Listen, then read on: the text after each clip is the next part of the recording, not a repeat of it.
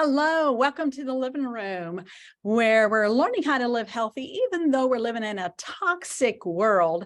Tonight's subject is mental health. We're going to go over some amazing information, some of the latest information, which is quite amazing, eye-opening, and it is going to help a lot of people. All right, I want a thumbs up. Make sure everybody can see my screen, my slides. If you could give me a thumbs up, let me know that you now, because I had to actually switch over.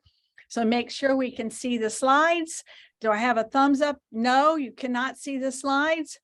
All right, then let me go over here to stop share and go back to share screen. Well, I don't want to do that. Stop share. And then share screen.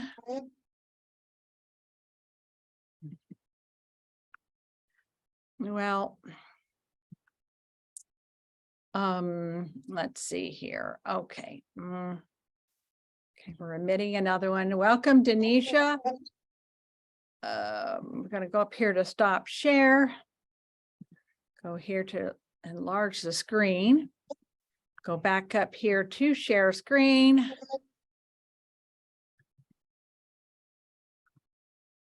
All righty, and for some reason it pulled, can now see your screen, and it pulled my PowerPoint down and off. Okay, there it is. Okay, now can you see my screen? Okay, that sometimes is a little tricky. Thank you for your patience. So we're going to get started here because my whole goal tonight is to give you information that you can take to someone that is suffering from some of these symptoms. And this information is life-changing. I have to just let you know, it is genuinely life-changing. You're about to hear some information that is fresh, hot off the press, some research that's been compiled, put together in a solid format and a solid book. Again, I want to say this is not intended to treat, heal, or cure anyone. It's just simply information, and that information is dispersed at your will. You do with it what you would like to do with it, but hopefully it's going to make a difference in your life for the good. So mental health, let's talk about root causes. Let's talk about breakthroughs.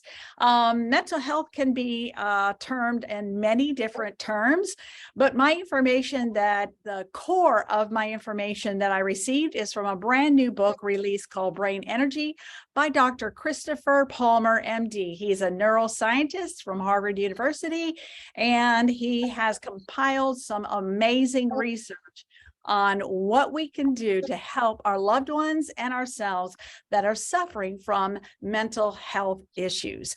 I think that he has connected the dots, and he's narrowed it down to the root cause. So let's dive in and see what this book and the other information is all about. Well, alarming increase chronic rate. Like other diseases, things are actually rising and not declining. 1 out of 5 adults right now presently have a mental illness, what is termed under the diagnosis as present mental illness. And that's 20% of the population. And over a lifetime, they actually say that over 50% of Americans and even worldwide will at some point suffer from a mental illness as defined and diagnosis terms. COVID actually has increased this mental health issues. And they said they did a study and showed that over 11% of the Americans said that they had suicidal thoughts over the past 2 years. That's extremely alarming. That means that a lot of people have been suffering from a lot of depression. And they also found out from the ages of 18 to 25, the percentage of those who had suicidal thoughts over doubled to 25%. That's 1 in 4 of the age from the age of 18 to 25 has had suicidal thoughts in the past 12 to 24 months. I don't know about you, but I'm a mother and I'm a grandmother, and this is alarming. This is shocking. And so what exactly is going on here, and how can we help this situation? Well, mental health disorders can be categorized. I'm just going to give you a basic list of some of the diagnoses. It can be depression. As a matter of fact, we've learned that it starts with depression. As a matter of fact, all mental health diagnosis starts with depression. And then anxiety, PTSD, schizophrenic, bipolar, drug addiction, yes. Addictive behaviors is actually under the category of mental health disorders. Alcoholism is another one that's under the umbrella of mental health disorders. Eating disorders, autism. Yes, autism is sitting under the umbrella of mental health. Alzheimer's, and under Alzheimer's, it could be dementia or front lobal dysfunction. OCD, how many times do we kind of throw that term around a lot? Oh, are you OCD? But everyone has normal brain emotional emotions that's been hardwired into the brain. Charles, are you? Such as You didn't see nothing? And so hold on just a second. I'm going to mute Miss Marlena. She's not aware she was she was unmuted. But everyone at some point in their life will feel depressed. Everyone will feel sad. That's a normal emotion. Sometimes everyone will actually have a bit of anxiety. That's actually a very normal brain pattern. So the problem is when that depression or sadness lingers and goes over into a hyperactive state. And as it goes over into a hyperactive state, that's where it poses a problem. So we can see here that, yes, when you've lost a loved one, you're normally going to be sad. That could go into a bit of depression for a short period of time. When you're trying to make decisions, many times you might act like a bipolar person, right? If you turn the news on, you might get a little bit schizophrenic, right? But just to know that your brain actually has natural emotions that God gave us in order to express ourselves and to work through difficult situations in our life. So let's move on and take a look at present medications as found to actually increase the symptoms.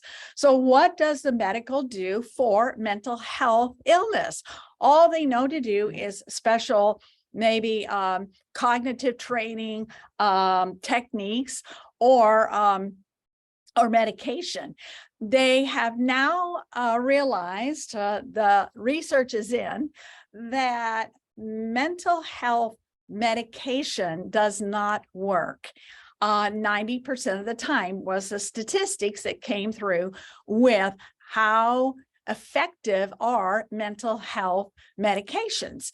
And this was the research that they came forth with, that it is only effective in maybe less than 10% of the cases. So relief from medical intervention is only temporarily, and these are considered chronic and progressive disorders. In other words, once you've been clinically diagnosed as depression, you have less than 10% of ever coming out of that depression. Wow, that's not very good odds, is it? Once you've been diagnosed with clinical anxiety, you have less than 10% of ever coming out of that clinical state of anxiety. And then you're given medications for this, antidepressants and anxiety, but we find out that it does not work in 90% of the cases. Now, how long would you continue to do something if you knew and experienced that 90% of the time you're going to fail? Well, causes metabolic syndrome, and we're going to talk about that. The medications actually make things worse. They cause metabolic syndrome. In fact, the number one cause of death is heart attack on mental health patients. Wow. As a matter of fact, they're saying that it will take 10 years off your life if you're taking medication because of the medication causing metabolic disorder. And the medication does not address the cause, the root cause, which is metabolic dysfunction. We'll talk about that in a moment. The number one cause of disability in America is mental illness. The number one cause of disability. Oh my goodness. So 50% of the people that are getting a disabled check from the government is because they're clinically depressed or they're clinically have anxiety and they're not able to function and work and be a productive citizen in society and contribute to our economy. The number one disorder is depression. Like I said, note this, all mental illness starts with depression. Depression that became hypersensitive and out of control. All mental illness starts with depression. No blood tests. There are no blood tests to actually prove you've been clinically depressed or clinically have anxiety or schizophrenic or bipolar. It's just a list of symptoms that they categorize under an umbrella of a label. So it's not like you can go in and take a blood test for blood sugar and determine that you have diabetes, or you can take a blood test and be tested in your heart and find out you have blockages in your heart, or you can take a blood test and find out whether or not you have cancer growing inside of your body. It's not like that at all. Actually, it's theory, and it's a lot of theory that's based on a lot of theory. So what are some of the factors that are undeniable about the cause of depression that can lead to anxiety, that can lead into the hypersensitivity of depression and the depressive state? It's childhood abuse, trauma, chronic stress, and bingo, loneliness. Oh my. So in other words, we are actually identifying a root cause here that you need healing from childhood abuse, needs that were not being met, and abusive situations where you were not loved and nurtured and cared for as a child, and you were not brought up in a very safe, loving environment.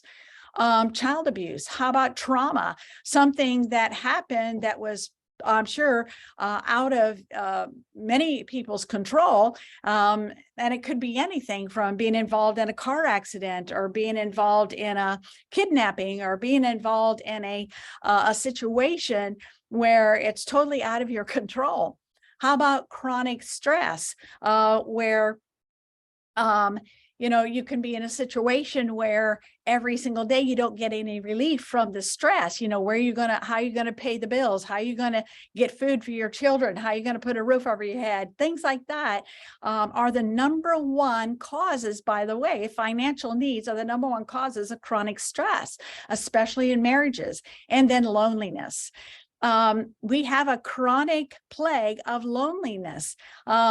That is why Facebook, the phone, social media does not replace our God-given need to connect with each other, especially over the past 2 years when we've been told to separate, we've been told to segregate, we've been told to, not visit our elderly and not participate with even weddings and even funerals and family gatherings, which is absolutely ludicrous. But loneliness, the value of the touch, they say in order to change the body chemistry, you need to do a hug for at least 20 seconds. And then when you need to do the hug, you need to do your left side to their right side so that your heart actually meets with their heart, and you transfer some loving vibrations and frequencies and energies. So loneliness is a real issue. That's why the dating websites are just blowing up right now, because people are sitting home, and a lot of people have gone home to work. And so loneliness is a factor. So we do need to consider these things rather than running out and getting a diagnosis and getting on medication. Sit down and ask the God that created you, oh, wait a minute. Why is this depression lingering? Why is this anxiety lingering in my life? Is there something, Lord, that you want to show me that happened in my childhood that I need healing from? Or is there a trauma that's been imprinted in my brain that I need you to bring some healing in? And am I under a chronic stress factor? And pinpoint it and ask the Lord to take that burden from you. And loneliness, ask the Lord to lead you and guide you into a group of fellowship of like-minded people that are genuinely going to love you and care for you and fellowship with you and give you that need that God put within us to fellowship with like-minded people. So here is the number one driver. We're going to pinpoint it. The number one driver, though, for metabolic syndrome or dysfunction is sugar and carb connection. Why? Because as the book described, it's about energy. You see, you have insulin receptors located throughout the human brain.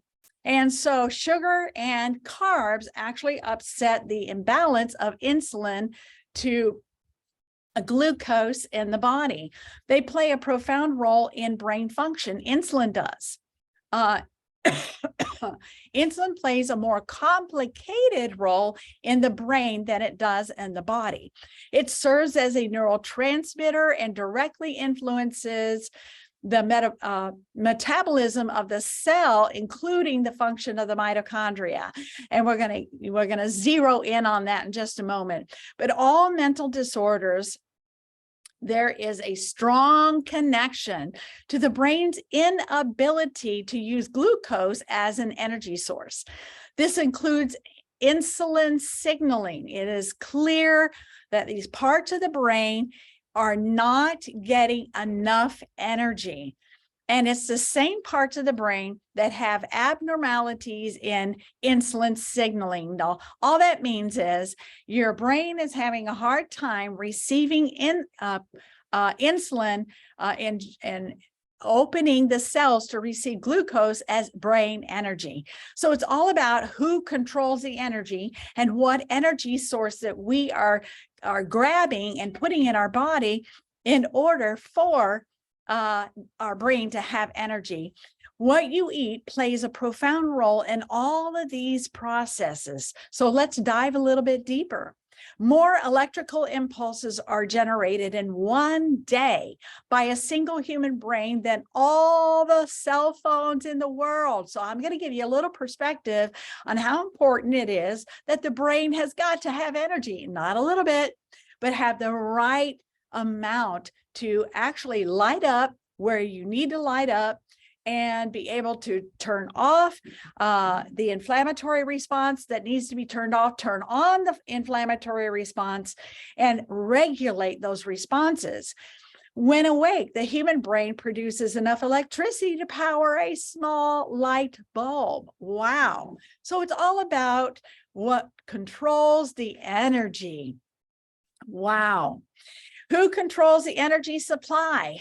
The brain consumes about 20% of the brain's energy, although it's only 2% of the body weight. And you can see here in a picture where the brain is only 2%, but the brain requires 20%. So, wow, that's a lot of energy for the brain to actually require on a daily basis. So let's dive a little bit deeper and let's take a look at what really is metabolic syndrome. Now, I used to think metabolism, oh yeah, what you eat and how what you eat is turned into energy, right? That's simple, right? Well, let's dive a little bit deeper. because metabolic syndrome is the root cause, here it is, folks, of neurotransmitter imbalances. And when you have neurotransmitter imbalances, you will have mental health issues. It goes hand in hand. It's a connecting of the dots. Energy gap is created when there's not enough energy supplied to the brain. Cells are not getting enough energy. They become hyperactive or underactive. In other words, it's out of balance, folks. A lack of energy can actually affect the serotonin neurons, which when they're deprived, it's affected the dopamine neurons. So in other words, when one is deprived, it affects the other set and the other set. Now you have a group of brain hormones that work with body hormones, and they work together synergistically. And so part of your brain hormones that actually wakes you up in the morning and makes you feel like you have influence, or that you have a purpose, or that you have joy and excitement about facing the day. You're motivated. You're going to take initiative about the day.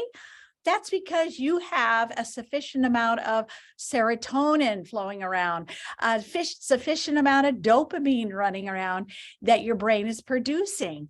Now, again, I'm going to go back to medication. Medication is on the theory of, okay, so your serotonin levels are down, your dopamine levels are down. So we'll give you a drug to actually cause those serotonin and dopamine to actually rise up a little bit. That is why it temporarily works, but in the long run, it does more harm than good. And we're going to dive in and explain why. The brain hormones needs gas to go, just like your car does, but it also needs a set of brakes to stay in control. And cells need energy to get up and go, get you up, get you going, your adrenals, your adrenaline, your cortisol, all of those things is what wakes you up in the morning and causes you to face the day with a little bit of excitement and joy, rather than very depressed and very sad and very negative. And so the brain hormones needs this energy in order to go into a go state, and in order to put the brakes on and allow the brain cells and the neurons to go into a resting state. If the cells become energy deprived, it's actually going to affect both status states. In fact, it's going to deprive it of energy, which means it might not have enough energy to even kickstart any kind of serotonin or dopamine. And then you might have enough energy to kickstart some serotonin and dopamine, but you don't have enough energy to turn it off when it needs to turn it off, because it takes energy to turn it on, and it takes energy to turn it off. This is your metabolism at work for you. And all mental disorders, here's your key, here's your connect the dots. This is eye-opening, is all mental disorders are metabolic disorders. And that's actually good news. Why is it good news? Because we can do something positive about it. We don't have to be a part of the 90% that is chronic and gets no help and is progressively chronic with no solution. Wow, this is very good news.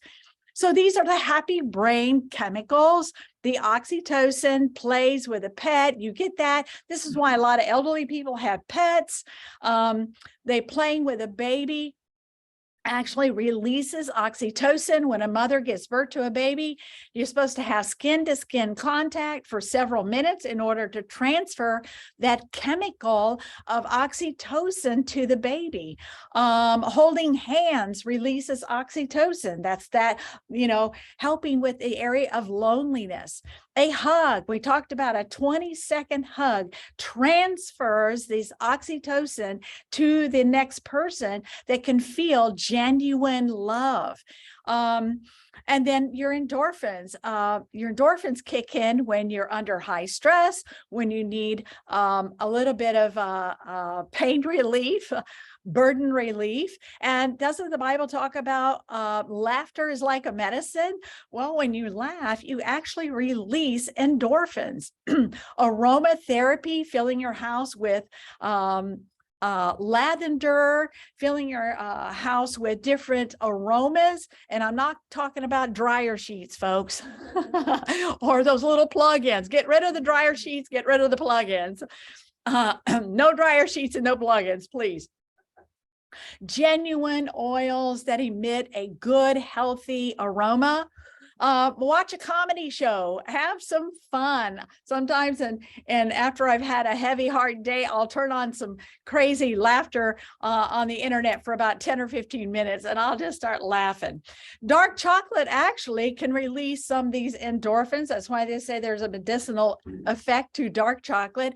And then exercise releases endorphins. So get at least 20 minutes of exercise every single day. If you feel yourself that your serotonin or your hormones are getting in the mully grubs, get up and actually pump your blood, get some blood flowing, and do a brisk walk for about 20 minutes.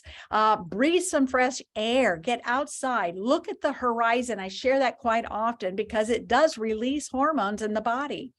Dopamine is the reward center, and this is where we're going to talk about addictive behavior. This is where people say, I start a task, but I never finish a task. Or, I'm always helping somebody else, but I never help myself. I never put the mask on myself, but I'm always trying to help somebody else. I'm always trying to help somebody else, get help. But I am lacking and deficient myself. This is where dopamine is released when you eat nutritious foods. Dopamine is released when you celebrate small and big accomplishments. This is why you need to surround yourself with people that genuinely want to celebrate your successes.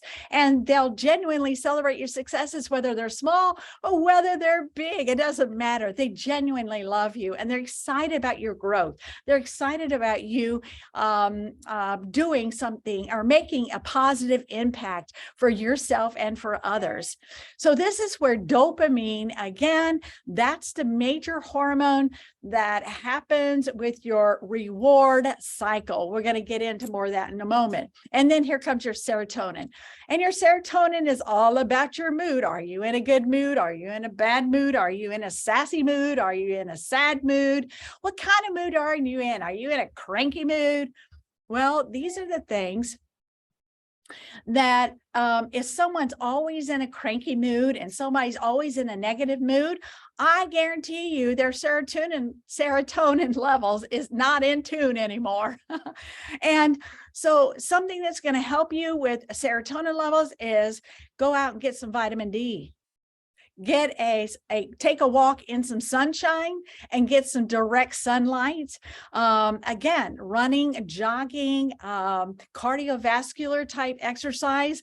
Get out, get some fresh air, walk in nature, swimming where you actually exercise every single part of the body, your legs, your lower and upper part, and it helps your breathing. Breathing exercises can actually help this too.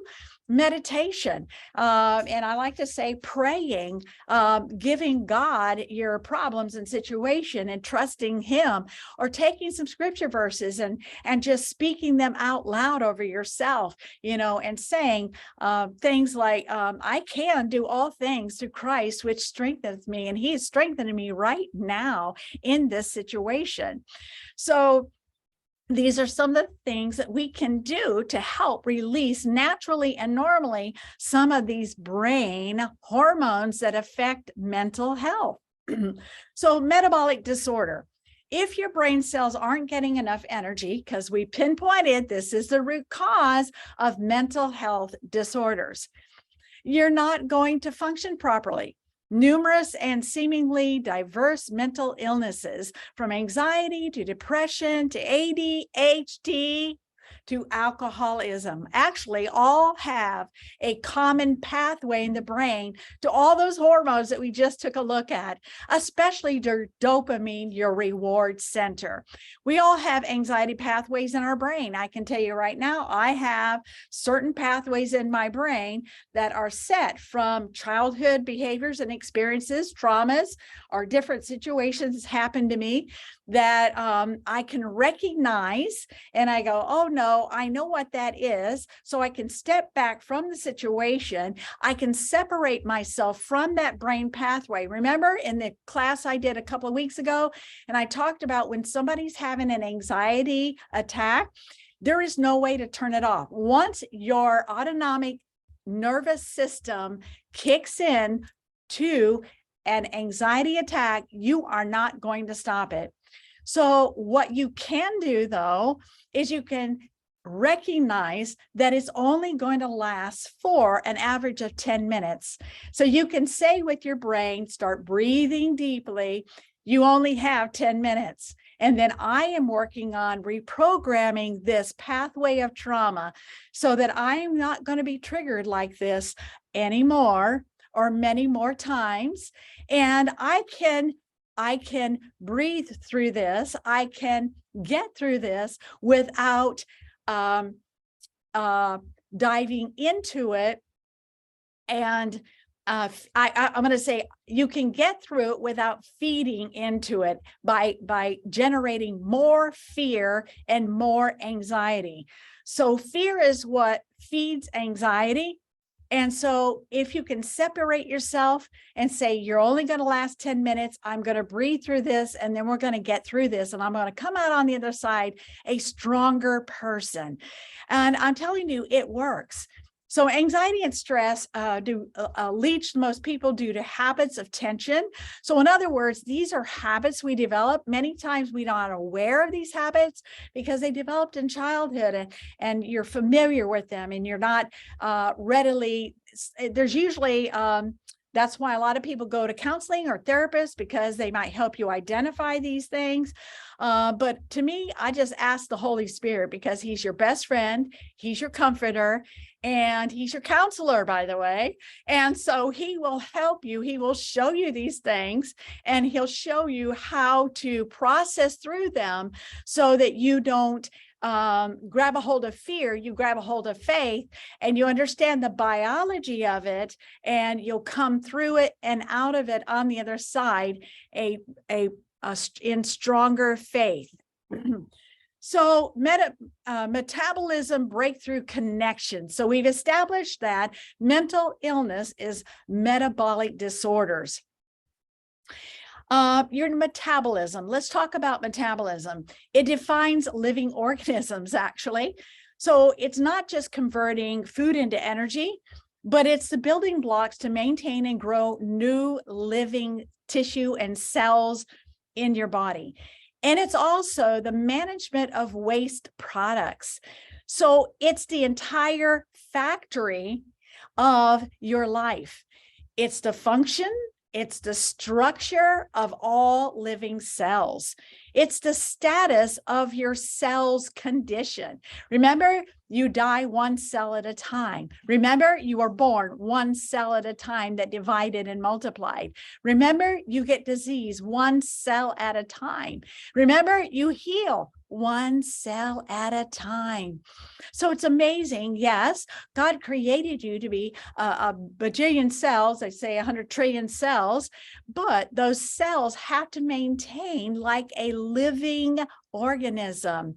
So they have to take in information, and then they have to convert it to energy, and then they have to build the building blocks of brand new tissue, keep those neurons connected in the brain, keep everything in harmony and balance, and be able to expel toxins as they come into the body, identify toxins, and then properly expel those toxins so that you're not affected by them. So in other words, it is the very status of your cellular condition. So when metabolic disorder happens, is upset in the body because of a deficiency in energy, then it also affects the mitochondria.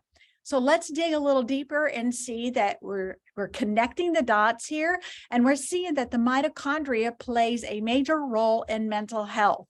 So we first looked at, it starts with depression. It goes to metabolic disorder, hyperactive state, a hyperactive state, not knowing how to, not having enough energy to turn on, not having enough energy to turn off. And then it begins to affect the mitochondria. Now, you might think, what in the world is mitochondria? Well, I guarantee you it's not a tiger in the Amazon River. It is an amazing component that God created inside the living cell, like little Pac-Man batteries that re-energize you over and over and over again.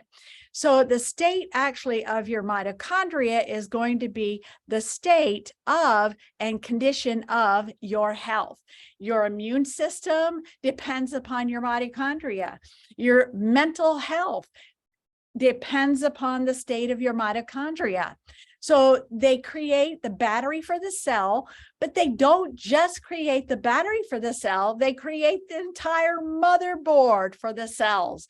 So in other words, they're responsible for not only empowering the cell to function, but they're responsible for all the processes that have to happen for that cell to function appropriately as a kidney cell, as a heart cell, as a brain cell, as a nerve cell, as a skin cell. Are you getting the picture here? So they play a direct and clear role in regulating neurotransmitters. Now, what are neurotransmitters? There's those hormones that we just talked about, the dopamine, the serotonin, the epinephrine, the oxytocin. Also, neurotransmitters are cortisol and estrogen and testosterone and progesterone and expressions of genes. So in other words, it's gene expression. Gene expression, yes, the very expression of genes. They talk about, well, I can't help it because it's just genetically in my genes that I have a mental health condition. No. This actually, the mitochondria actually controls the motherboard, the switchboard on whether or not those genes are expressed or not. Neurodevelopment, that means it goes all the way back to when you were born and how you were developed inside your mother's womb. And they're responsible for flipping the switch on or flipping the switch off. They create ATP, which is the power batteries for your energy, and play a turning off and a turning on role. So they regulate the power source in your body, and especially in your neurotransmitters. The role of the mitochondria, energy powerhouse of the cell, produces cellular energy, ATP, maintains glutathione levels. We've been talking a lot about glutathione levels and how important glutathione levels are. Well, they're so important that you don't have an immune system without them. You have to have high productive levels of glutathione. As a matter of fact, low levels of glutathione is directly and clearly connected to autoimmune issues, neurological issues like MS and Parkinson's and some of the other issues. Well, it's directly also connected to mental health issues. The mitochondria protects the DNA, signals cell reproduction, activates cell apoptosis, when a cell needs to die, when a cell needs to be birthed again and duplicate and regenerate, maintains cell electrochemical integrity. This is major. This is a breakthrough on mental health disorders, to know that, my goodness, I've been playing with my mitochondria and I've been killing my mitochondria by doing certain things that we're going to talk about. How do you kill a mitochondria? Well, we're going to talk about how you kill a mitochondria. How do you block glutathione that causes this hyperactivity in neurotransmitters that can be later on diagnosed as a mental health issue? Mitochondria were once, at one time, a bacteria in the gut. So here we go with the gut-brain connection.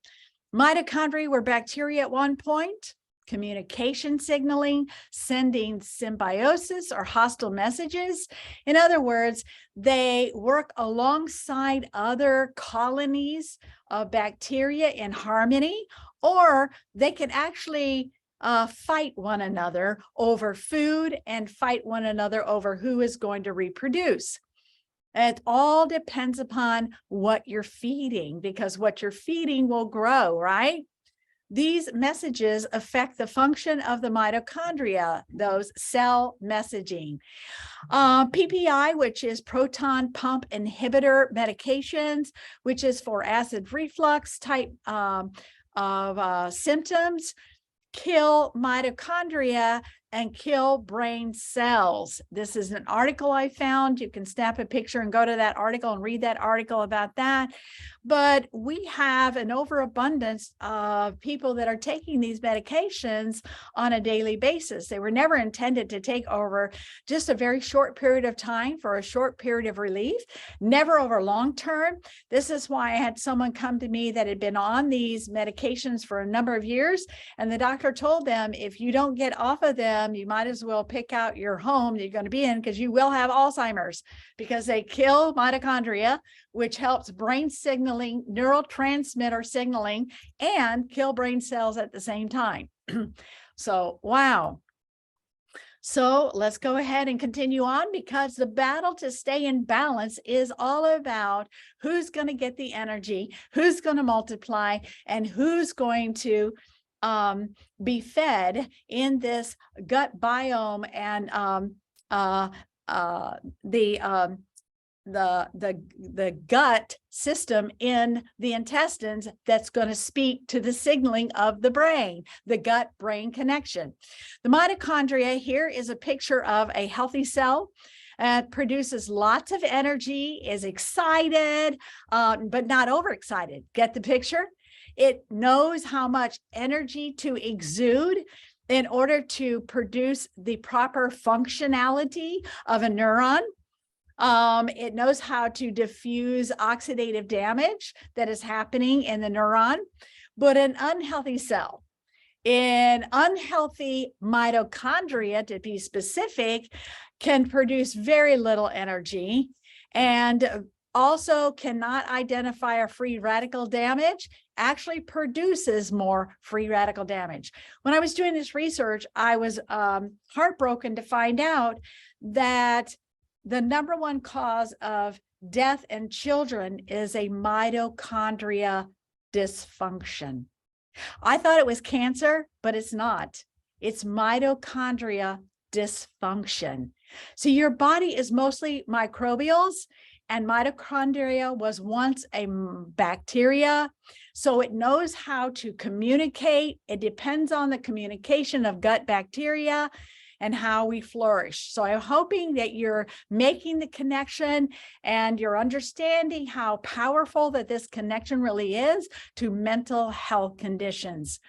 All classes of psychiatric drugs have documented toxic mitochondria effects, many of which block key enzymes and electron transport channels of the mitochondria, such as statin drugs completely block the enzymes, and they completely block CoQ10, which plays a major part, by the way, in supporting and producing glutathione and mitochondria.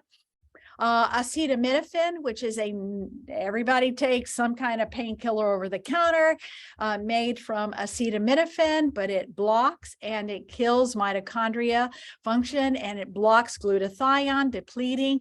This is why many times when people have a very slight fever, they run and take a medication to take a small fever down. And what they're doing is they're hitting their body with a blocking of your very glutathione that God created as part of your immune system. So in other words, the medication you're taking to take a small fever down will actually block and inhibit your God-given immune system from functioning properly to take care of the rest of the virus or bacteria or whatever it is that's attacking your body. This is why N-acetylcholine actually increases glutathione, which is, by the way, an amino acid. So a specific list of mitochondrial disruptors may look like this. Antidepressants, we talked about that earlier. Pain relievers, we addressed that. How about blood pressure medications? How about cholesterol medications? How about diabetes, metformin? How about antibiotics? If you've been on a round of antibiotics, I guarantee you have damaged your mitochondria and your glutathione. So you need to replenish your body. We're going to talk about that in just a minute. Anti-anxiety medications and benzodiazepines, they all, which is actually sleep, clozapine, which is sleep medications, they all block, kill, and destroy your God-given mitochondria and glutathione. Are we getting the picture here on how important it is to actually pay attention to your God-given immune system? Give it what it needs to function properly. I'm not and not just run for a medication without sitting back and analyzing the situation properly and going to nature first.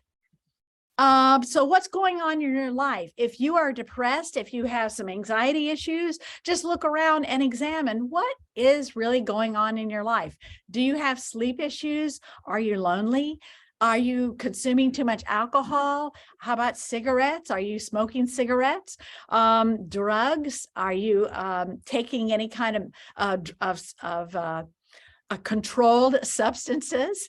Are you lacking in exercise? Are you lacking in any kind of sun exposure? Or how about over here, trauma and just chronic stress? So wouldn't it make sense just to ask yourself these questions first before jumping to a conclusion and grabbing a hold of fear and going into a downward spiral and running to the doctor and getting on a medication? To actually sit back and let the Holy Spirit dissect or decipher or examine your heart and examine what's going on around you so that you can properly address it and then go and meet your body's need for addressing whatever the situation is. So let's take a look at diabetes connection of metabolic disorder. We all know that part of metabolic disorder is diabetes, heart disease, and cancer. So let's take a look at the connection between diabetes and mental health. As a matter of fact, they say that diabetes and insanity runs in the same families. Wait a minute. And it's not genetics. It's actually because of diabetes. It's a lifestyle of diet and lifestyle. Children are more likely to have both mental health issues and diabetes, a combination from families that have diabetes and mental health issues. High levels of insulin resistance by the time you're the age of 9 has a 500% increase for mental health disorders. That's huge. I mean, that is huge. Mental health disorder connections with diabetes, schizophrenic, bipolar, depression, anxiety, autism, Alzheimer's, alcohol, and drugs. Oh my goodness. You mean to tell me that the metabolic disorder of insulin resistance in my body might be driving me to drink more alcohol or take more controlled substances? That's what we're going to talk about in a few minutes. There is an epidemic of autism, and autism is under the umbrella of mental health conditions. The rates have tripled over the past 20 years. What is happening over the past 20 years? Well, they have figured out too that diabetes doubles the risk of autism. So if a mother has diabetes, she has double the risk of having a child with autism. So there's something going on here where the brain, get my picture here, is not able to receive energy properly. So there is a deficiency, a power outage in your neurons in the brain to produce these dopamine, serotonin, epinephrine type of hormones. Wow. Are we getting somewhere here? Yes, we are. Wow. So another component to this is toxins, poisons, and venom that we are exposed to on a daily basis, increases metabolic disorder and damages the mitochondria. Your environment, where you're working, where you're living, all plays a part in what you're being exposed to. Medications, we already talked about what kind of medications you're taking that is causing a toxic effect in the body. Alcohol is a toxin to the body, to the liver. The minute you actually drink alcohol, you completely stop the liver's functions. The liver has over 500 functions, and yet you're stopping all those functions when you drink alcohol because it has to deal with the alcohol. Drugs, cigarettes, food, and vaccines. Why? Vaccines have components in the vaccines that damage your mitochondria. Do you hear what I just said? And your glutathione, causing and driving metabolic syndrome. That might be a reason why metabolic syndrome is on rise, autism is on a skyrocket rise, and autoimmune issues are on the rise, especially the last 2 years. Wow. Bingo, here's the connection. Here's the latest research. What kind of diet and lifestyle will most affect the metabolic syndrome and start feeding the brain the proper levels of energy that it desperately needs? Keto benefits of a healthy lifestyle. Carbs and sugar have a cascading effect on mental health.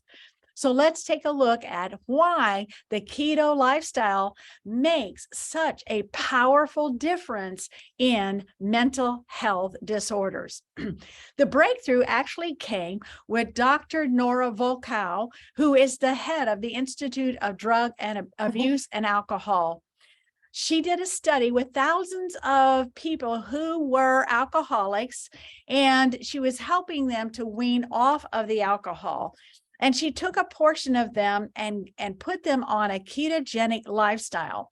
And she documented the fact that those that went on the ketogenic lifestyle actually had less withdrawal symptoms, and they didn't go back to the alcohol. They had less return back to the alcohol. This is huge. This is major. So why is that the case? Well, I'm going to go over it. And I'm going to go over it very clearly because it's very, very profound. It is an amazing breakthrough. Alcohol, they discovered, produces acetate in the brain. So what does that mean? That means the brain is using acetate as energy for fuel. So in other words, when the energy fuel gets low, the brain sends a signal, and the gut to the brain sends signals. We need more energy, drink more alcohol. We need more energy, drink more alcohol. Are you getting the picture? So in other words, it's feeding the brain its source of fuel for energy. So the ketogenic lifestyle switches out the source of fuel from acetate to ketones. And ketones for energy have no side effects. So it actually does not trigger your dopamine reward receptors. It'll feed the neurons, it'll feed the brain proper energy without the inflammatory index rising, without the metabolic disorder, without all of the issues. So it calms everything down, allows the metabolism to reset, allows the body to calm down into a resting state of healing. Wow, is that huge? That's major. That's a game changer. This is hallelujah. Wow. See, that decreases the brain inflammation and decreases the cravings. Cravings for what? Cravings for drugs, cravings for alcohol, cravings for sugar, cravings for carbs. How about cravings for crazies? Oh. So the power of fasting, didn't our Lord Jesus Christ talk about the power of fasting, about getting deliverance and helping the body come into harmony and balance, into a healing state through fasting? Guess what? Ketosis puts the body in a position of a fasting mode. This is why it works so well. It's a therapeutic state in the body that allows the body to rest and to heal. And it changes the expression of the neurotransmitters, balancing the neurotransmitters, the GABA, the glutamate, the adenosine, the ion channel regulators, especially the calcium ones, which are very important in turning genetics signals on and turning them on, turning the inflammatory index signals on and turning that inflammation off. It decreases brain inflammation and rebalances metabolism. Wow, this is amazing. So in other words, you can control what you put in your body, and you can then switch out your fuel from the gut to the brain. The brain can get happy, your gut can get happy, and it can calm down the hypersensitivity of the neurotransmitters, and the results are amazing. So the recommendations in Dr. Chris Palmer's book is to do 3 months of a strict ketogenic lifestyle. And then from there, you can segue into more of a paleo or Mediterranean lifestyle. Why? Because some people, it's just not good to stay on a fasting state forever. Some people, that's their only choice because they do have genuine genetic disorders, that this is the only lifestyle that actually moderates it. But for the most part, getting into this state, making the corrections, and then maybe segueing into more of a paleo Mediterranean lifestyle works beautifully. Because you can see the benefits immediately. You can see them very soon. As a matter of fact, Dr. Chris Palmer states in his book that there are thousands of documented results of people who had no hope, who were schizophrenic, who were bipolar, who were diagnosed on medication for years and years and years and years with no hope, who live a normal and healthy life today because he made the connection with switching out from acetate to ketones, feeding the brain energy. Menu for me and you to follow, to fill the gap and meet the need. The brain needs nutrients. Yes, it does. When a cell becomes energy deficient, it becomes overactive or underactive. Cells need energy to get turned on and turned off. If it has energy to turn on, it's got to have enough energy to turn off. So let's take a look at some of our core solutions to help our body to regulate. Starting with our Pro Vitality Pack. Why? Because you have a salmon oil, which feeds the brain. You have grain oil concentrates, which feed the brain. And you have a carotenoid complex, which feeds the brain. But it also balances the body and feeds the body so it will not go into metabolic disorder.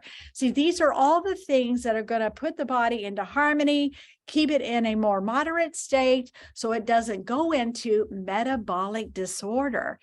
So you've got your whole grain nutrients, your dark colored fruits and vegetables, your fat soluble nutrients from your salmon oil to your grain oil concentrates to your oil pigmentation of your carotenoid complex, all is going to feed your mitochondria, by the way, and it's going to feed your glutathione, by the way, and it's going to calm everything down and help regulate, and it's going to calm down all the hypersensitivity. Then we go over and see, again, the salmon oil reduces inflammation, promotes healthy brain neurotransmitter function, and add some lecithin to the picture because lecithin is brain food. Remember the class I did on lecithin, talking about the uses of lecithin for ADD, ADHD, and autism, that it's actually miraculous and Alzheimer's, lecithin, lecithin, lecithin. Why? Because it supports healthy metabolism and liver function. So anything that we're doing that is supporting healthy metabolism, healthy liver function, is going to help our body to come back into a state of harmony and balance. Then we have Super B for brain function 24/7. Why? Because our B vitamin actually works for 10 solid hours. So it hits the receptors and holds steady for 10 solid hours, promotes the active conversion of all food into energy, assists in synthesis and re-energizing of the cells and tissue throughout the body. And this is what you want. You want to support your neurotransmitters. You want to support your healthy brain function. You want to get your metabolism back and harmony and back and buzzing and operating at optimal level, and all your B complex, which is all 8 Bs, and our Super B also has choline and inositol, which are actually special, very, very important brain transmitter nutrient supporters. Then we take a look at CoQ10. Can't leave CoQ10 behind, because CoQ10 is going to feed your mitochondria. It's going to feed your glutathione. It's going to help come in and, again, balance that metabolic disorder. 2 nutrients, vitamin D, because vitamin D helps raise your serotonin levels, and your CoQ10 is actually going to help support your glutathione and mitochondria. So you see our vitamin D is not radiated lanolin like a lot of the other vitamin D sources out there. It is from a vegan source, a human food chain source. And our CoQ10, by the way, is the world's first human food source CoQ10. It's amazing. And it has 100% bioavailability. It is very amazing because of our research and our history of research with cellular nutrition. We were able to formulate the world's first whole human food CoQ10. Then you have your gut health to take a look at. This is a great way after December, starting in the new year, to start out with a detox. Let's reset our gut. Let's support our metabolism. Let's get our brain neurons happy and healthy again by promoting good gut bacteria and good gut health. 5 billion live microorganisms per capsule, 10 servings of yogurt. In other words, it's gel guard protected, enteric coated protected, plus it is target delivery. And that means all 5 strands, 5 billion per strand, is being delivered specifically to specific areas of the gut. So no more, let's say, bad guys winning in the gut bacteria battlefield. It's the good gut guys that are going to send good signals to the brain. And if good signals are being sent to the brain, you're going to be happier. You're going to have a better sense of well-being. You're going to have less depression, less anxiety, less thoughts of suicide. Oh my goodness, the benefits are amazing, just super amazing. And of course, you've got the seal of accountability on the Neolife products, so it's guaranteed what it says, how many live bacteria are in the capsule is exactly what is found in them when you take them. Then talking about digestive support, you've got to be able to digest your food properly. And we're living in a chronic state of indigestion. And again, remember when I shared that PPIs with proton pump inhibitors, acid reflux medications, blocks and kills your mitochondria and your glutathione? Why not just grab a pack of Betazyme from Neolife and properly digest your food, help your liver out, help your pancreas out, and help your stomach out and your large and small intestines. From all the way from here, all the way to the other end, it will thank you. This is a combination pack that has your Beta-Digest for your hydrochloric acid in the stomach, going all the way into your small intestines and majorly your colon for digesting your proper fats and your proteins and your carbs, which after this presentation, I hope you'll lower your carb content and you won't overload anymore on your carbs. But being able to put the enzymes in the body to actually help assist your food and retaining the minerals and the nutrients from it, because it can extract the nutrients from your food when you have proper digestive enzymes. The next is Upbeat Your Life, increase blood flow to the brain. Boosting nitric oxide is going to increase your blood flow to the brain. What is that? That means some energy is going to the brain. Support healthy circulation, increase stamina and endurance. Actually, the brain has a level of endurance and a level of stamina according to what kind of fuel you're feeding it. Is it acetate or is it a good healthy fuel? And according to the foods you're feeding it and the fuel it's getting. Increase stamina, vascular dilator, so it opens up the capillaries to increase oxygen, increase blood flow, increase nutrient density. And as you do that, you're going to have more energy all around. And our Upbeat in our clinical test showed a 37% boost in your dopamine levels. Wow. Can you say that's incredible? That's awesome. That's, again, your dopamine is your reward center. It's your reward cycle for addiction. So in order to help to feed the dopamine rather than going for a drink or going for a drug or going for a candy bar or going for a cake and ice cream or going for something that is going to throw your metabolism out of whack, go for an Upbeat that is going to leave you upbeat and not on the downswing. So there are many benefits to our Upbeat, delivering 70 milligrams of amazing food source nitric oxide, supporting cognitive function. Wow. Healthy inflammatory responses. Wow. And also helping to deal with as an antioxidant and as a healthy immune system. So in other words, our diet is poisoning our body, which in turn poisons our mitochondria, which in turn creates metabolic dysfunction. And what you do to the body, you are doing to the brain. Change your diet, support your metabolism with sound quality nutrition. You will change your brain. If you change your brain, you'll change your life. Mental health challenges will become a thing of the past. Wow. Isn't this good news?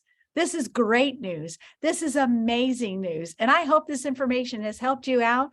And send this, I'm recording this, and I pray that you will send this out to your loved ones, because I believe this information is truly life-changing.